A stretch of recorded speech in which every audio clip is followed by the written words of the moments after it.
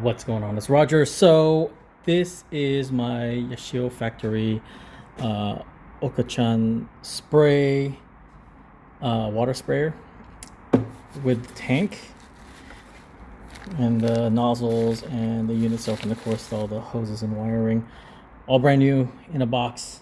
I plan to run this in my project uh, RB25 Infinity M30.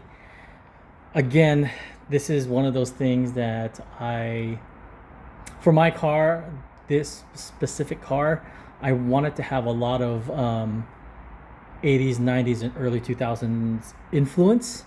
And so I've tried to use as many parts I can from that era, even if some of the stuff is just for looks. But for this is actually can be functional, as I can spray it on the intercooler and stuff like that. So yeah, anyways, I just wanted to show this and document it. The Shio Factory water sprayer.